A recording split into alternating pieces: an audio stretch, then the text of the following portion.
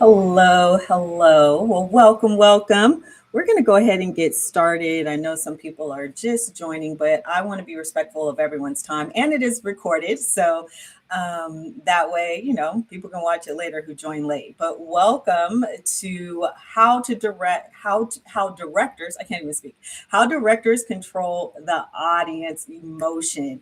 So important for you to know as a director. And I'm super excited to share this information with you. I feel like my light's a little bright. Okay. I feel like, oh, all right. That's a little better. All right. So I'll be sharing my screen a lot tonight. And if you have questions, please don't hesitate to write it in the comments. I want to hear your questions and your concerns and the things that you're dealing with when you are working on your films, because that's super important to me. Let me introduce myself a little bit for those of you who may not be familiar with me. I am Landi Maduro. I am an award-winning writer, director, and producer, and founder of Blue Child Academy, where I help indie filmmakers learn both the cinematic or creative side of filmmaking and the business side. So not only are they making dynamic films that are cinematic and beautifully shot, but they also are building sustainable careers. And that's super important to me because I'm really tired of indie filmmakers making these movies and then not really making money from them. So I really focus on that at Blue Child Academy. And so for about a decade now, I've worked through my production company, Blue Child Entertainment. I have shot corporate industrials, commercials, theatrical films, documentaries. Actually, I have three documentaries at different stages of production and post-production right now and pre-production. And I also do a lot of teaching. I produce educational content. So today I coach filmmakers around the world. I have filmmakers from all over on how to turn their ideas into powerful visual stories that actually connect with audiences and generate revenue. So tonight's live is all about the psychology of filmmaking, how directors can use framing, camera movement, and intention, right? Because you have to have intention to control what the audience feels. And this is super important if you want to be a good director. You have to know how to guide the audience, how you want them to feel when they're watching scenes in your movie, how you want them to interpret the world of your movie. All of that intention comes from the director. Yes, you have an amazing crew around you who help you to realize your intention, but it actually starts and comes from the director. So we're going to be talking about that a little bit tonight. And this is all a preview for my upcoming class, the Virtual Directors Workshop, that will take place next month, January 10th through the 31st. So that's like a 4-week intensive where we're going to deep dive into some of the things that I am teaching today. So if you're interested, there is a link in the show notes that you'll be able to get all the information in regards to the class. And I'll have something more in regards to the class a little later after we kind of talk about some stuff tonight. All right. So if you're an indie director who wants your film to finally look the way you imagine it, right? Maybe you've shot a few things and you're disappointed with certain scenes. You just felt like it wasn't landing the way you thought it should in your head. Maybe you're brand new and you have this awesome script and you're really ready to shoot it, right? It's like something you've been wanting to film for a while, but you're a little concerned. You're not feeling confident about how you're going to get your crew to execute your vision. And so we're going to be diving into this tonight because it's super important as a director that you understand this. And if you're new to this channel is something we're kind of getting off the ground right now. We're providing a lot of educational content. So if you like what you hear tonight, please, subscribe and like this video and share about it, because our goal is to be able to provide educational content, not just on the creative side, but also the business side of filmmaking to help filmmakers. Okay.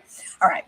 So I definitely, like I said, I want to be able to address your questions. So if you have any questions, please don't hesitate to write them in the comments. I won't be looking at it the whole time, but I will be pausing to make sure that if I see any questions that I address it. Okay. All right. So what do I mean when I say the psychology of filmmaking, or that the director controls the audience emotion? Well, as viewers of cinema, we've been trained to think and feel certain things when we see a movie. So for example, when a camera slowly pushes in behind a character who maybe has their back to the camera, that classic, they're leaning in the refrigerator, not fully paying attention, right? Well, we start to get nervous, right, as that camera slowly pushes in, especially if it's a horror movie or a thriller. We get a little antsy because we feel like that's danger creeping up on that character. And of course, sound design and things will enhance that to really make us nervous. Or if it's a thriller or a horror movie, again, and the camera is outside of the house, right? Maybe the our protagonist, she's walking around the house oblivious, and that camera is peering through windows and past the glass door, and so we're getting nervous because we feel like the camera, right, as it slowly pans, is the bad guy or the antagonist looking at the protagonist and that they're in danger, right? We've been trained to feel that or think that way. Now, again, when we see these camera movements, we're not, oh, that camera shot means this or that, right? When we're sitting in the theater, nobody's thinking that. However, subconsciously, it does start to create certain feelings within us. And some of them we recognize right away. We know, like I said, when that camera's peering, especially in the type of genre of movie we're seeing, that we should be nervous or be scared. But what about if it's a comedy? Or what about if it's a drama? Maybe you don't want them to be scared, but you still want to have this very intense internal moment for the audience, so that they can connect to whatever the character's thinking or feeling. Well, how do you do that? Well, there's a few things that you have to do first, or basically to understand in order to even begin to unravel what types of shots and camera angles and camera movements work best for the story you're telling. You have to think about that. And so we're going to go over some things really quickly. So I'm going to share my screen. This is my first time doing this on YouTube, so hopefully it will play nice. Let's get this over. All right. Hold on. I was just sharing my screen a minute ago. Let's try that again. I'll select window. Helps if I do the right thing. All right. Okay, let me make this a little smaller because it's too big and in my way. All right. Hopefully, if you guys can see that okay. If you can see my screen okay, please just type in the chat okay, so that way I know, or in the comments, so I know you can see my screen okay. I don't want to be talking, and you can't see what I'm doing. All right. So basically, most of us have heard of these shots, right? We've heard of a wide shot, medium shot, close up, POV. We've heard of these shots. We know what these shots are. But not all the time. And for the sake of this lesson, I'm not going to deep dive into, okay, perfect. Thank you so much. I see bowls of food. I don't know what that means, but I see someone saying they can see it, so that's good. All right. So for the purpose of this class, I'm not going to dive into what every single one of these shots means, but for the most part, normally if you're a filmmaker, you have a general understanding, and most of us know you need a wide shot, right? The wide shot is usually what we call our establishing shot, because that's how we see the set, right? We see the world of the characters and the world that they live in. So most people know, especially if you're just getting started, you know you need that wide shot. Oops, don't want to go to that slide yet. And then usually we'll go to a close-up, right? So if you, let's say you have a two-person scene, you may start in a wide where we see the two characters and in their environment, and then you'll go to the close-ups of each character talking. And that's usually where, when you're just getting started, that's just the basics. You're thinking, oh, that's all I need. But I want to encourage you to look at these shots a little differently. How can you utilize them in a way that really connects to the audience, not just give basic information? Because yes, basic information, that's great, but that's not what gets people excited about your film or caring so much about your characters. And so you have to find interesting ways to draw them in. And a great example of that is these two shots we have right here. And I can see that my thing is eating up the screen. I wish that wasn't the case. Sorry, guys. Don't really need me in there like that, but I don't know how to turn that off. But anyways, I'll make it bigger in just a second. So if you see these two, basically they're both close-up shots, right, from the same movie. If you notice, it's a close-up in both shots. The character is center framed. This is from the movie Requiem for a Dream. And in this movie, this is Ellen Bernstein playing Sarah Goldfarb, right? So she's sitting center framed, basically looking straight. But in each one of these close-up shots, we feel a little differently about her. She's giving us a great nonverbal performance, right? Even though this is a still. In this shot, there's definitely some intention in her eyes. We know something must be going on. But something about this one is even more disturbing, right? This shot, even though they're both close ups, we feel much differently about this character in this still shot of kind of a lower angle looking up and some of that distortion because of how they framed this character, the angle they used, and honestly, also the type of lens they use. And this was intentional. The director of this movie wanted the audience to experience what these characters experience because this movie, A Requiem for a Dream, is about addiction. So how could, as the director, how could he pull in the audience so they could get a sense of what these characters were going through when they were high on drugs, right? And each character had their own form of addiction. Her character was actually addicted to weight loss pills, and she didn't know that they had this effect on her body. She didn't realize that until her son brought it to her attention. And so when she's in her same chair, same type of shot, pretty much similar outfit, right? But yet we can tell that she's having some type of intense internal moment in this shot. So if you look at this is the first one, right? Just basic. But when we look at this one, we really can sense what she's dealing with. This is intentional. The director decided to use a fisheye lens to demonstrate when these characters were dealing with or were high on drugs or were having their intense internal moments with addiction. And every time that happens, he used this lens because a fisheye lens has an ultra wide angle, which produces this strong visual distortion, which gives us this kind of bowing on the sides, right? Because it's such a wide panoramic lens, it gives us this kind of distortion on the sides. And so even though these are still shots, but when they're in motion, you can really, the distortion really stands out.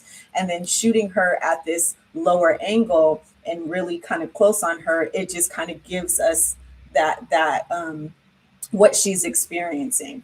So these are things that you can do too. Yes, they're using a special lens, but the more you understand about camera angles, about lenses, about framing your characters, the more that you can do to draw your audience in as well. So let's see. I only see a kitchen and plastic bowls with food on them. I'm going to leave and come back. Okay, yeah, I'm not sure why you're seeing plastic bowls.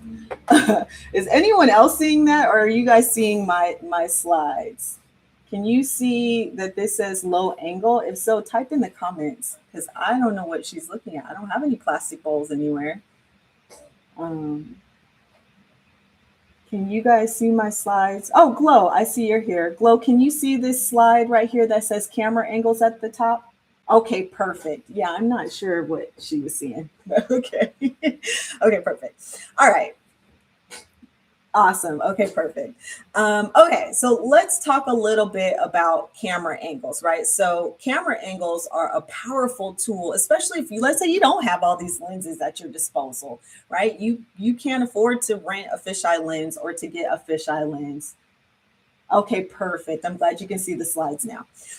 You can't afford to maybe do something like they did in Requiem for a Dream and rent a fisheye lens, or maybe your cinematographer is coming with their lenses and they don't own a fisheye lens. What else can you do to start to bring the audience into the world of the characters? And angles are a powerful tool, no matter what you're filming on. You could be filming with your cell phone or a DSLR camera, and you can still utilize camera angles to pull your audience into the world of your characters, because believe it or not, we've been trained again subconsciously to feel certain things when we see characters in certain camera angles. So for example, this first one, that low angle shot, is usually considered the hero shot.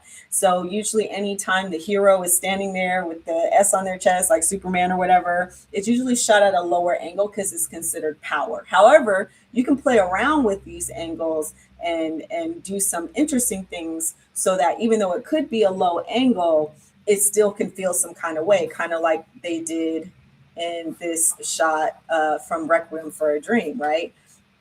They made sure, even though they're shooting her, let's go back to that one, even though they're shooting her at a lower angle in this shot, it's below eye line. So anything below eye line is considered low angle. But because we have this distortion, it still feels like she's in trouble or something's happening to her, right? So you can play around with these to give it a little different feel, but normally a low angle shot definitely shows a character is powerful or stepping into their power. Okay. When we do high angle, it's the opposite. Usually it's considered more of the character is submissive, or they're in trouble, or they're weak, or they're frightened. So again, if you see this shot here, they're combining a close up, right, with a high angle shot. And again, high angle just means above the eye line. Anything above or below eye line, that's kind of the mark. So low angles, anything below eye line, high angles, anything above. But again, using this shot where we got a close up and we've kind of framed her, what we call short side framing, where I'm not going to get into that for the purposes of this class, but basically she has less room on this side than she does this side. It's clear that she's afraid and something's happening. Now, if would we get the same feeling if it was just a close up at eye level, which is what most filmmakers would do?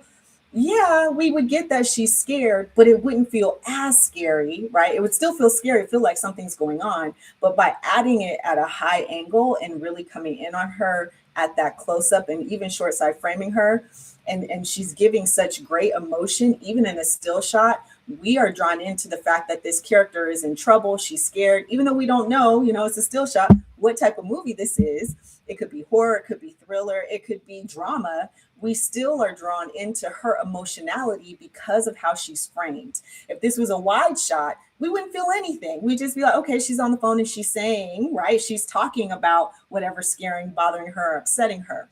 But even with her not saying a word, having her at this angle with this type of framing, we know that this character is experiencing something very emotional or scary, and we are drawn into it. So angles are a powerful tool you can utilize to draw your audience in without the character saying a word. And this is why I stress to especially new filmmakers, because I feel like new filmmakers, they get stuck in the wide shots. I see this a lot with my students when they're first getting started. They'll shoot their whole movie in a wide shot, and then they'll maybe have a couple of close-ups, but they barely even use them, even though if they shot the close-ups. But we can't connect to characters in wide shots. Wide shots are truly for establishing the scene.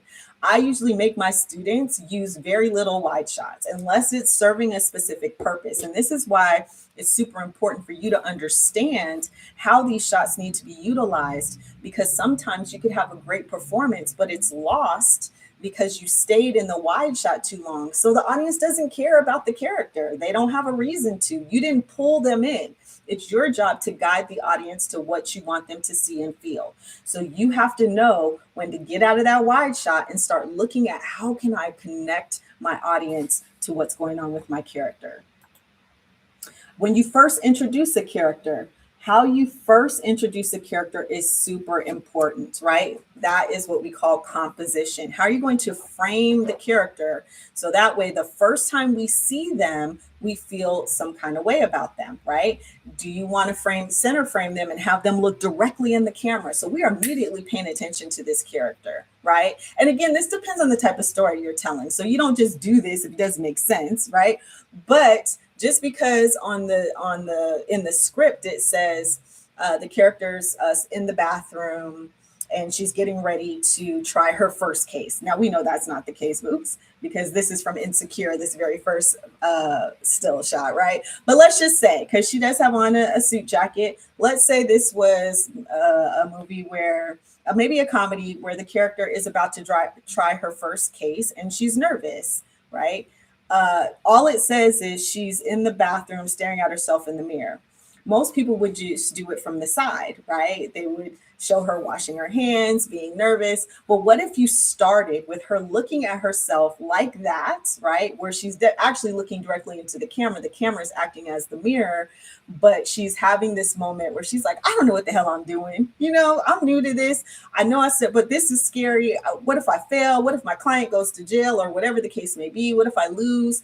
She could have this first moment in the camera. And this is our first time being introduced to her. Even though we don't have all the information yet, we're immediately pulled in. Versus if you start in the wide where we see the bathroom and her at the sink and all of that, we don't care as much. So could you start the scene this way, even though the script is not going to be written in the script how you start the scene? As the director, you make the decision. And if it is written in there, I always tell my students, you should not be writing camera direction in your scripts, because you could write that camera direction. Oh, this is how I want to start it, right? Because most of us indie filmmakers are the writer directors, but you get a dynamic actor who's giving you an awesome performance. And maybe what you wrote as to how you start the scene no longer works because the actor is doing something amazing. And so you as a director have to determine these things. You come in with a plan, but an actor can help you shift that plan to do something even better. And so you have to be open to that. So introducing your characters in an interesting way. Yes, you can establish she's in the bathroom, but do we really need a wide shot of the bathroom? Like, we get it. We see the stalls behind her. We don't really need that. What if you had a character who's starting in major conflict, right? Dang, I wish I could move where my photo is, because that's cutting into but I don't know how to do that. Sorry, guys. But if you had a character in major conflict, maybe you could see. That's not doing anything. Sorry. I don't know how to get rid of me. Anyways, if you had a character where you started in a short side frame, which is what this is, where she doesn't have much looking room, we usually follow something. Again, I'm not going to deep dive into this, but we have to follow something called the rule of thirds, where we usually give 2/3 looking room in the front and 1/3 in the back. And so whenever we short side frame a character like this, it means that this character is dealing with something. They're struggling to say something. They're having some type of emotional moment. So what if you started the scene in a short side frame like this of your main character, and then went to a wide so we could see what was going on? That's so much more interesting, because now we're wondering in this close up where she's maybe just looking off and she hasn't even said anything, what could possibly be going on with her? So finding interesting ways to introduce your characters can really draw your audience in. What if you started in one of these type frames with your camera completely on the side, right? This is from Atlanta, but what if you started with your character frame that way, and then you tilted the camera upright as the character sat up? Again, now we're drawn in. It's not the basic, oh, it's a wide shot. Now, I'm not saying you don't show an establishing shot, but these are interesting ways to get the audience pulled in right away. Or an interesting overhead shot. This is a comedy, right? And so if you started in this overhead shot and then went to the wide, again, now we're pulled into what's going on with this character. And this is, I forgot the name of this movie, but in this scene, he is pleasing himself, and then he looks up and sees, oh, Jesus, like Jesus is looking down at him, right? So we start in a comedic moment. Again, we're drawn into what's going on with the characters. These are all things that you can do, right? And it's really important for you to think about this, because the first seconds of your film set the tone for the entire movie. So you need to be thinking about things like lighting, right? What's going to get your audience drawn in from the moment they start seeing the movie? Is it the colors, the music, the set design, your aspect ratio, your frame rates? All these things are really important, because this is how your audience decides if they're going to continue to watch after the first 10 to 15 minutes, especially nowadays where, I have friends who they only watch the first 15 minutes of something, and then they'll decide if they're going to keep watching it or not. So you want to make sure that you're setting the audience up from the beginning. And again, you can't give them everything because you want them to watch the whole movie, but you can pull them in with some of the things that we're talking about.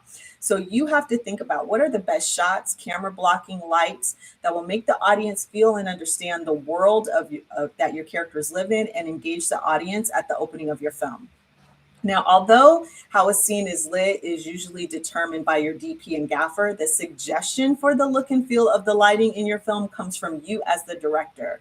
And as the director, you need to know what the light is doing in a scene and how the position of the light can reveal subtle information about your characters.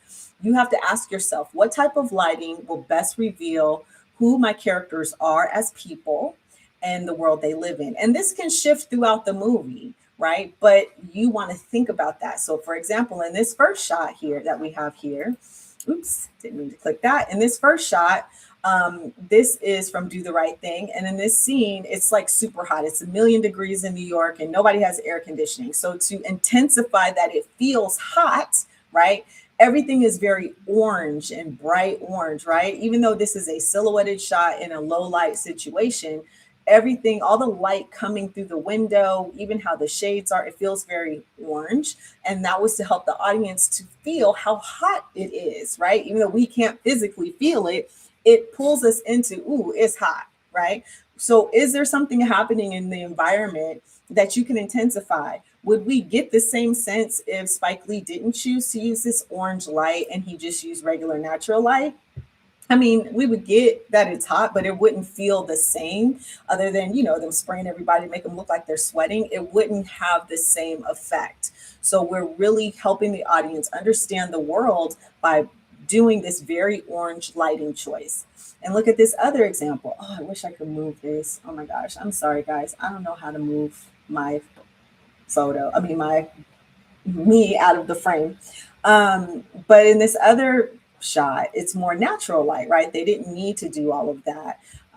She's very colorful. Her environment's very colorful. So therefore, for this story that's being told, it's a movie called Kimmy, about the lockdown. And so therefore, they didn't feel they needed to do anything dramatic lighting wise. They could keep it very natural because her world is very colorful. Her apartment's very colorful. So again, you have to think of what is the best lighting choice for your movie and the story you're telling. And then also think about how we're trained to think about lighting. So as audiences, we are trained to think about lighting in a certain way, right? If you see this still shot right here, this is a low angle, high contrast, basically not a ton of light. There's a lot of shadows, feels like only light is coming from this window, right? And so this scene feels kind of sad, kind of depressed. Seems like this person is going through something, right? And we're looking at him from a distance, from another room. So it gives the sense that this character is isolated and struggling with something. Where if you look at this next one from Barbie, right, everything is bright and colorful. Again, another low angle shot, but we're right up on her. And yet this shot feels much more warm and bright and fun, right? Similar shots. They're both very similar. If you look at these two shots, right? Not a lot of set design. He's got some stuff, we see a little bit on the walls, some shoes or something on the floor, but not a lot happening. Yet we feel, and they're very similar in composition, right? Low angle, just the difference is we're looking at him from another room. Yet we feel very different about these two characters because of how the scenes are lit.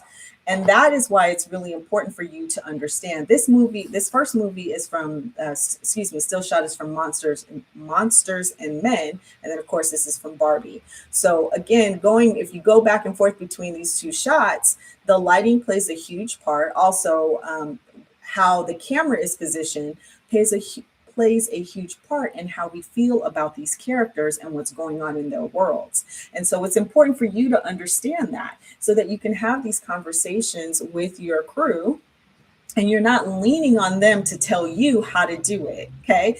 You have to understand as a director what you want and then relay that to them. And so that is really important. So thinking of how you want to introduce the different ways you want to introduce your protagonists with lighting. Think about that, not just how you frame them, but how you want to light them. This can set the tone for your film and add to your unique style.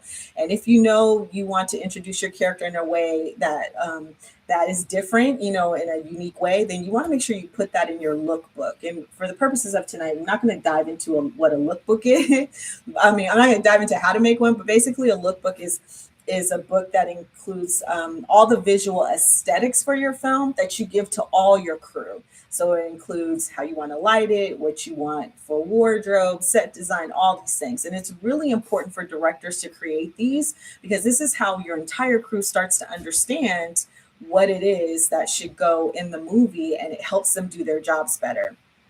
And so we do dive into that in the virtual directors workshop, but for the purposes of tonight, I'm not going to get deep into it, but you need to start thinking about that when you are directing. So why most directors feel lost? And I wanted to touch on this because these are the things that I'm hearing a lot from filmmakers and why I decided to bring the virtual directors workshop back. So I've been very focused lately on teaching just the business side of filmmaking because, like I said, I want to see filmmakers make money from their films. But people have been asking me to bring the virtual directors workshop back, and I realized I really did need to bring it back because I'm seeing a lot of these things happening. One, guessing instead of deciding. So I'm seeing filmmakers not understanding that they have to determine what shots should be done, and so many are leaving it to their DP.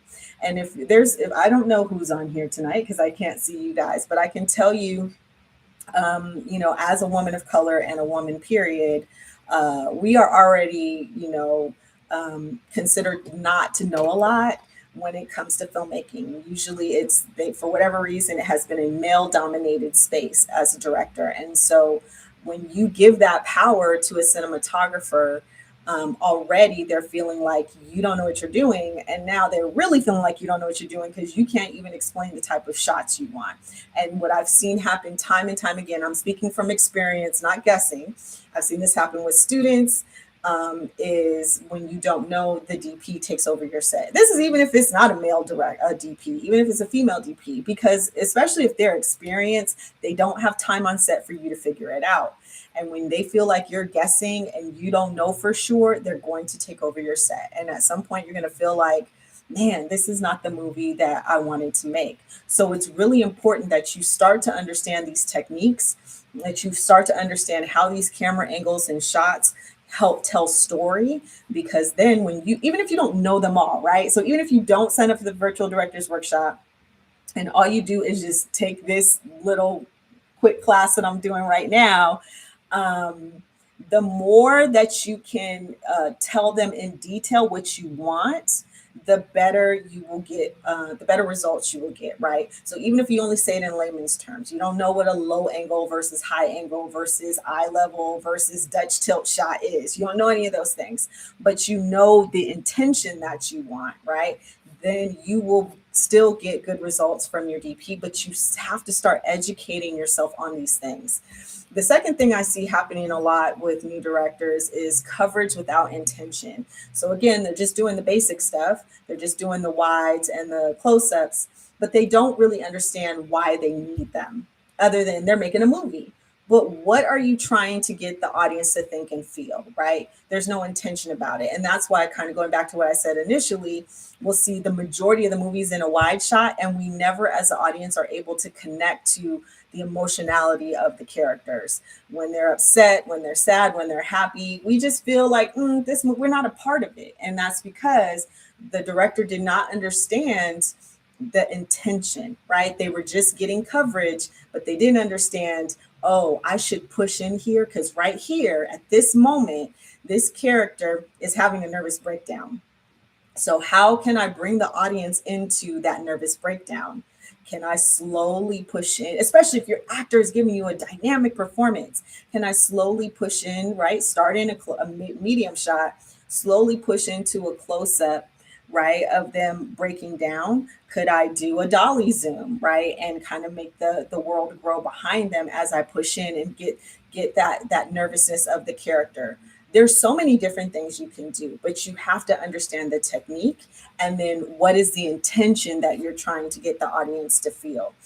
And that comes when you're doing your script breakdown. You have to start thinking about in each scene, what's the intention and how does it push the story forward and how can I reveal this to the audience?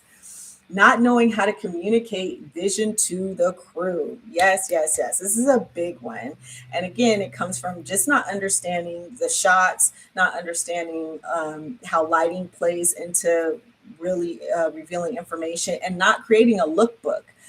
The lookbook, again, that's like your Bible that you give to your crew.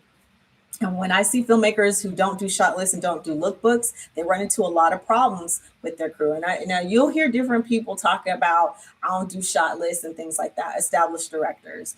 And I feel like this, when you get to a certain level and you're working with the same crew all the time, you may not need to do a shot list for everything because that crew knows you. They understand you. You guys have worked together a lot. So you may only need to do a shot list for complicated scenes, right? Because I've heard Tim Story talk about this too. When he has action scenes, like when he was doing Ride Along in the action scenes, he had to shot list them because too many people on the set needed to know what they were going to be shooting for stunts, for VFX, for safety, all of that, right? But when you're getting started, you don't have the luxury of saying you don't do a shot list because, again, this is how your crew understands what it is that you want to achieve. Your DP, who has the expertise, will enhance it, right? So if you start with the basics, your DP, if they're established, should be, oh, I see what you want to do here. How about we also do X, Y, and Z? Because then that will really drive home what you want, right? So just understanding the basics can totally set you apart from other directors and other first time directors. I can tell you, and Glow's on here, so she can attest to this.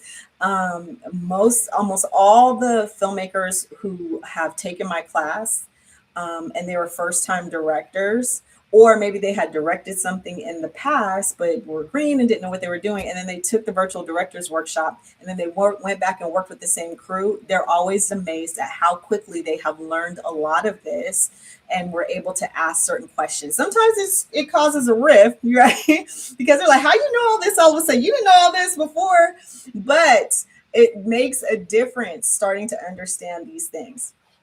So guessing instead of deciding, coverage without intention, and not being able to communicate to your crew is the biggest issues I see with filmmakers and indie filmmakers, specifically our first time directors. These are things that will have you wasting money.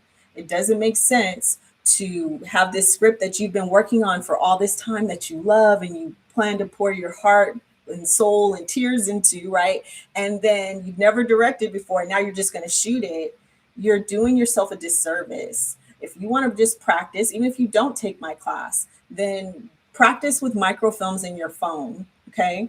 But don't have that script that you love and just find near and dear to your heart, and then you just hire a crew to shoot it because you're going to be upset with yourself. I've seen this happen again, time and time again with my students, and then they want to reshoot their movie after they took the class because now they realize, oh, I didn't know any of this. I didn't know how to visually tell a story. So the virtual directors workshop will help you with all of this. You'll learn how to use camera angles, lighting, and camera movement to draw the audience into what your characters are experiencing.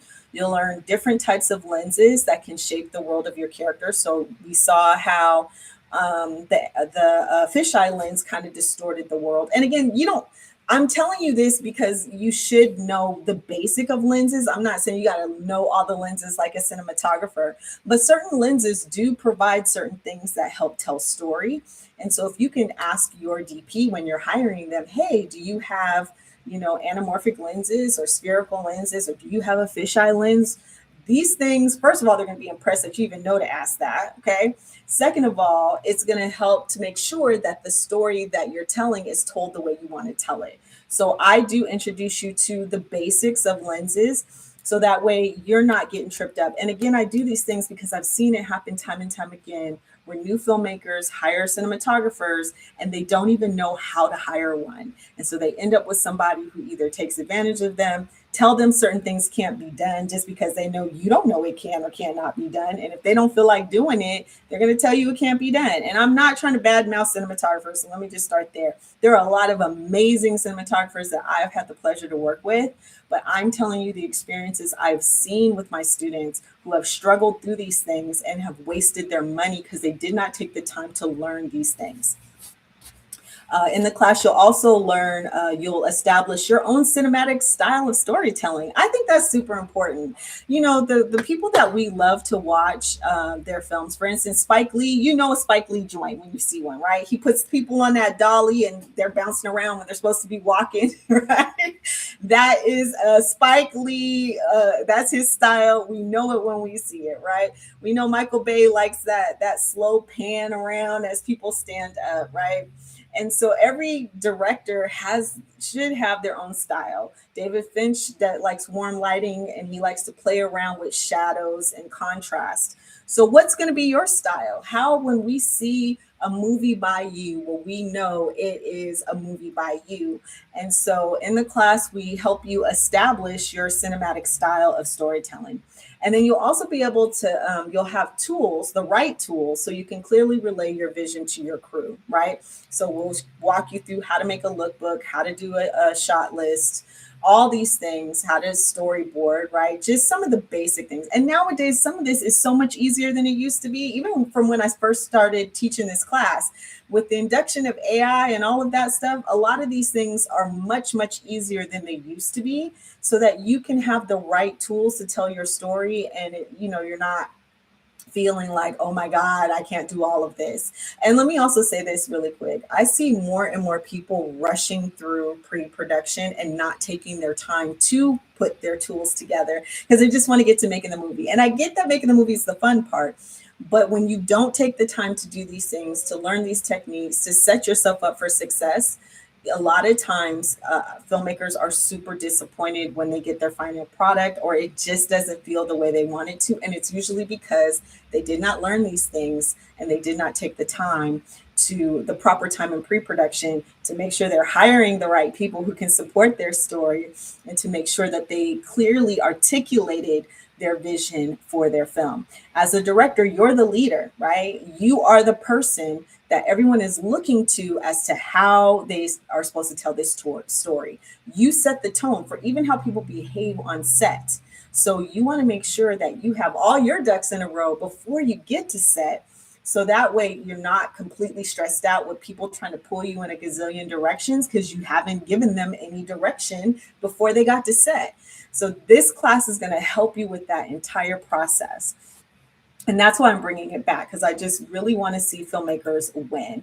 Oh, and you will have the confidence to direct your movie and lead your set and your crew. Yes, yes, yes. I hear a lot of first-time filmmakers tell me that they want confidence. And even some filmmakers who've done a few shorts be like, now I have confidence. Or, my first short, I wasn't confident. I didn't know what I was doing.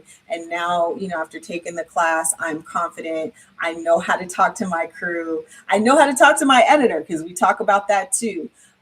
Making sure that you set yourself up with your editor way before you start production. They are part of that first initial hire, because they are going to give you some insight to certain things you need to shoot, like transitions and things like that, that if you wait till the end, you may have messed yourself up because you didn't get what they needed to actually help make your movie amazing. So we talk about some of those things too that you need to do in the pre-production process and in the crew hiring process to set yourself up for success.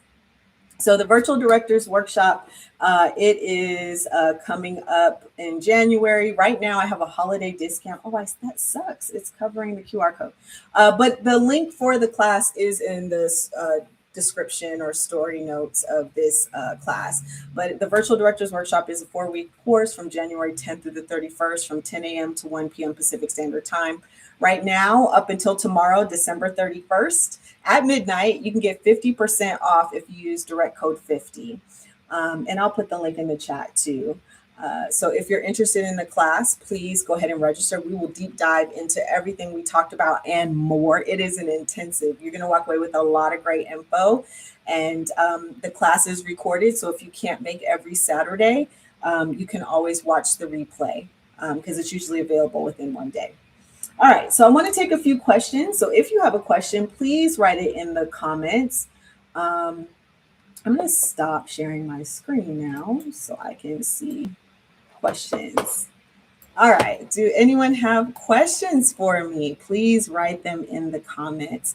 And I'm going to put in the comments a link to the class because just in case.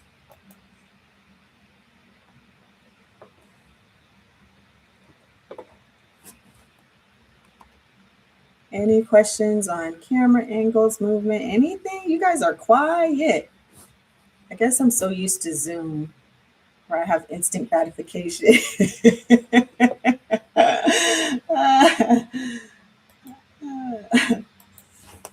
All right. All right. If you no questions, comments, clarity on anything.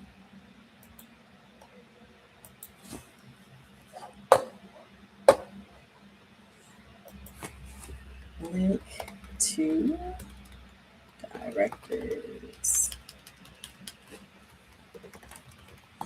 All right. Well, I hope you all found this informative and helpful. I hope it made you think a little differently about directing and how you can visually tell a story. Oh, here we go. We got some questions now. What was the hardest lesson you learned as a director? Ooh, that's a good one. The hardest lesson I learned as a director would probably be learning the technical side of filmmaking, the stuff that I'm now teaching. It's why I teach it. The very first thing I directed, I remember just not liking that feeling of not being able to articulate what was in my head. I was very clear on what I wanted, but I struggled because I just didn't know the terminology. What did help me was I was clear, right? So I knew what I wanted and I had some idea because I started in this industry as a photographer.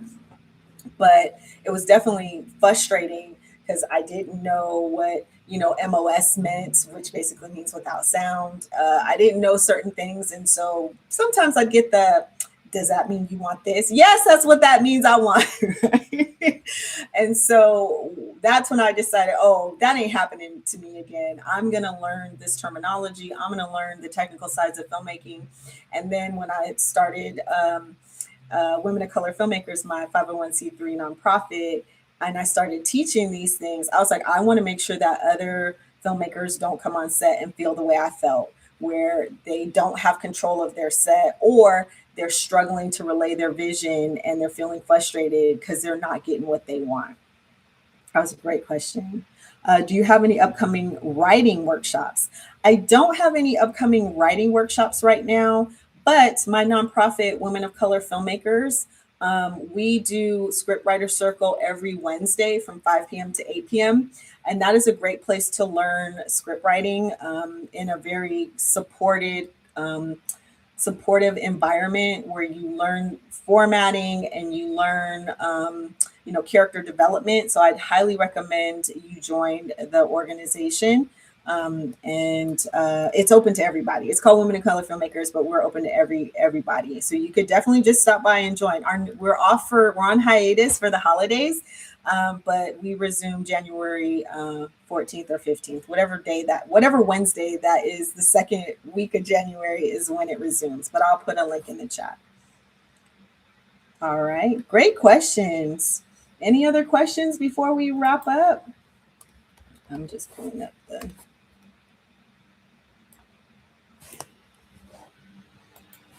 All right, Women of Color Filmmakers is my nonprofit.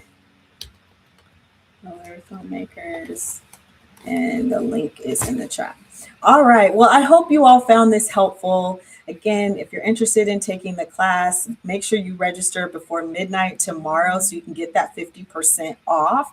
It is a 4-week, 3-hour intensive, so it's a lot of information. So it's not a super cheap class, but you can get 50% off, and there's a payment plan. So I try to make it as easy as possible, but I'm telling you, you're gonna walk away feeling confident, definitely knowing a lot more and being able to articulate your vision to your crew. And Glow has taken my classes and worked with me, so she can attest to that.